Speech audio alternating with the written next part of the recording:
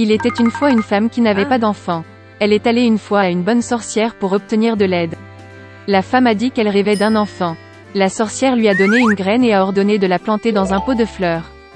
La femme était très heureuse, remercia la vieille et rentra chez elle.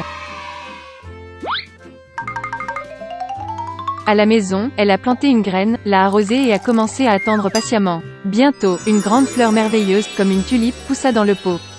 Quand ses pétales se sont ouverts, il y avait une petite fille à l'intérieur. Elle était très petite, pas plus d'1 pouce.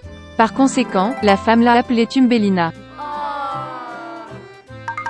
Une nuit, alors que Thumbelina dormait profondément, un énorme crapaud est monté sur la fenêtre de la maison, mouillé et laid. Elle attrapa la fille endormie et se précipita vers son marais. Le crapaud a décidé d'épouser son vilain fils avec la belle Thumbelina. Elle l'a planté au milieu de la rivière sur une large feuille de lys pour que la fille ne s'enfuit pas. Le matin, Thumbelina s'est réveillée et s'est rendue compte qu'elle n'était pas à la maison, mais qu'il y avait de l'eau autour d'elle. Quand la jeune fille réalisa quel terrible sort l'attendait, elle pleura amèrement. En ce moment, de petits poissons ont nagé. Ils se sont sentis désolés pour Thumbelina. Ils ont rongé la tige du lit, et la feuille a flotté en aval avec la fille. Un gros coléoptère est passé. Voyant une belle fille, il l'attrapa et la porta jusqu'à un arbre, où il la présenta à ses amis. Ils enviaient tous sa beauté, mais disaient que Thumbelina était très moche et ne pouvait pas être en leur compagnie. Sous la pression d'amis, le scarabée a également décidé qu'elle était laide, a laissé la fille au sol et a dit au revoir. Tout l'été, Thumbelina a vécu seule dans la forêt. Elle a tissé un berceau pour elle-même avec de l'herbe et des feuilles. Elle mangeait du pollen et de la rosée, se prélassait au soleil par temps clair et se cachait de la pluie sous une grande feuille de bardane. Mais bientôt des pluies froides et des vents sont arrivés. Thumbelina n'avait pas de tenue d'hiver et elle a commencé à geler. La fille souffrait de faim et de froid. Et un jour, elle a été abritée par une souris des champs. Ils ont vécu ensemble glorieusement, la fille a aidé la souris à faire le ménage, lui a raconté des contes de fées et a reçu en retour un logement chaleureux et de la nourriture. La souris des champs avait un voisin, une taupe aveugle riche, qui faisait cela en comptant sa richesse tout le temps. Même aveugle, la taupe a réalisé que Thumbelina était très mignonne et a proposé de l'épouser.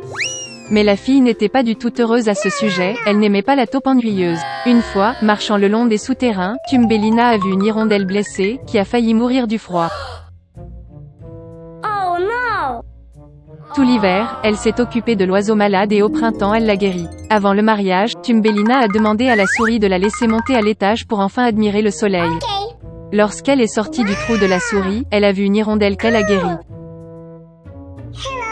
Thumbelina s'est plaint à l'oiseau qu'elle était forcée d'épouser un méchant taupe et de vivre avec lui profondément sous terre. L'hirondelle a invité la fille à s'envoler avec elle vers des terres chaudes, et elle a accepté. Elle a rapidement dit au revoir à la souris, est montée sur l'hirondelle, et ils se sont envolés. Une fois dans un pays merveilleux, Thumbelina a vu une immense prairie avec de belles fleurs. Elle a choisi la plus belle fleur pour elle-même. Soudain, elle vit dans la fleur le même petit homme comme elle, seulement avec des ailes. C'était le roi des elfes. Et un elfe vivait dans chaque fleur. Le bel elfe n'a jamais vu une fille aussi petite que lui, et même aussi belle. Il est immédiatement tombé amoureux de Thumbelina et l'a invitée à devenir sa femme, la reine des elfes et la reine des fleurs. Après toutes ces aventures, la jeune fille était heureuse d'entendre une telle offre du charmant prince.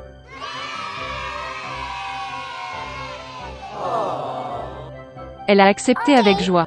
L'elfe prit Thumbelina par la main, et au même moment 2 ailes apparurent derrière elle.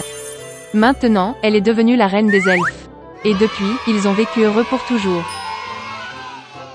La reine vivait dans un magnifique château. Elle avait une fille dont elle rêvait. L'enfant avait les cheveux noirs et la peau blanche. Par conséquent, ils l'ont appelée Blanche-Neige. La reine est morte peu de temps après. Le roi n'a pas pleuré pendant longtemps. Un an plus tard, il a amené une nouvelle reine au palais. Elle était belle, mais en colère. La femme a apporté un miroir magique avec elle. Chaque jour, elle admirait son reflet en lui et lui posait la même question. Qui est la plus belle du monde ? Le miroir n'a toujours dit que la vérité. Par conséquent, il a honnêtement loué la beauté de la reine et la femme rayonnait de bonheur. Blanche-Neige grandissait, et chaque année sa beauté s'épanouissait de plus en plus. Et maintenant, une fois de plus, s'adressant au miroir, la reine a entendu en réponse qu'elle n'était plus la plus belle du monde, mais Blanche-Neige. La reine n'allait pas endurer cela dans son propre palais. Elle a ordonné à son fidèle serviteur de conduire la princesse dans un fourré impénétrable et de la tuer. Mais le serviteur ne pouvait pas, même pour l'amour de la reine, tuer la douce fille. Il a amené la princesse dans une forêt sombre et l'a laissée partir. Et lui-même retourna au château et dit à la reine qu'il avait suivi son ordre.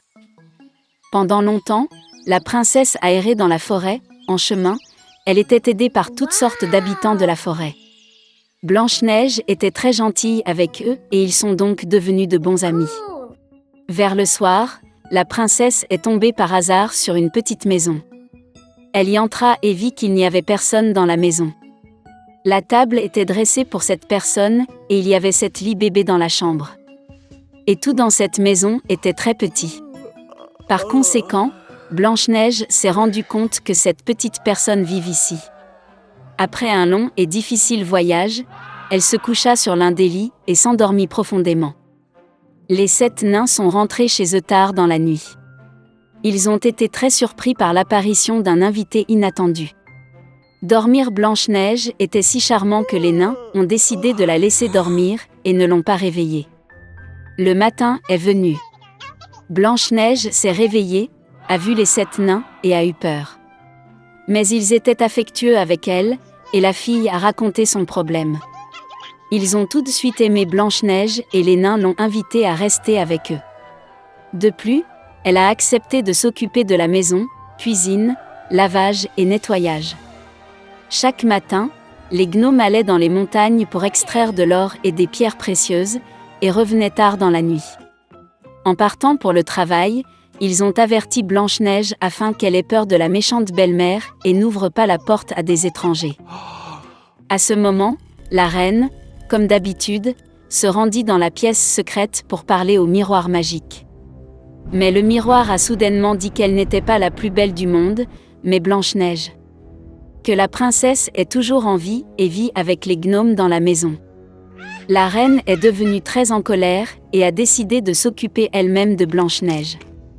Elle est allée dans une pièce secrète et y a cuisiné une pomme venimeuse. C'était très beau à l'extérieur, mais si quelqu'un en mangeait ne serait-ce qu'un morceau, il mourrait certainement. Quand la pomme fut prête, la reine se changea en ancien marchand et vint à la maison des nains. En voyant la douce vieille femme, Blanche-Neige se sentit désolée pour elle. Elle ne se douta de rien et quitta la maison. La vieille femme a offert à la fille une pomme mûre et a dit que si elle mange cette pomme, elle restera jeune et belle pour toujours. Blanche-Neige l'a crut, et dès qu'elle mordit la pomme, elle tomba morte et cessa de respirer. La reine satisfaite se rendit au palais. Dans la soirée, les nains sont revenus du travail et ont vu Blanche-Neige gisant sur le sol. Elle ne respirait pas. Ils ont sangloté si fort et ont déploré que leurs cris aient été entendus par le beau prince, qui chassait dans la forêt voisine. Il est devenu intéressant pour lui quel genre de hurlement s'est produit qui a effrayé tous les animaux. Et quand le prince a trouvé la maison des nains, il a vu Blanche-Neige. Elle était si belle que le jeune prince est immédiatement tombé amoureux d'elle. Il a persuadé les nains de l'emmener avec lui au château, car il y a des médecins qui peuvent guérir Blanche-Neige. Les nains l'ont permis. Puis le prince ordonna à ses serviteurs de porter la princesse sur leurs épaules. Et quand ils la portaient, il arriva que les serviteurs trébuchaient sur un buisson, et de la commotion cérébrale, un morceau de pomme empoisonnée est tombé de la bouche de Blanche-Neige, et elle s'est réveillée. En voyant le jeune prince, la fille est également tombée amoureuse de lui, et a accepté de l'épouser. Ils ont également invité leur méchante belle-mère au mariage. De colère Q.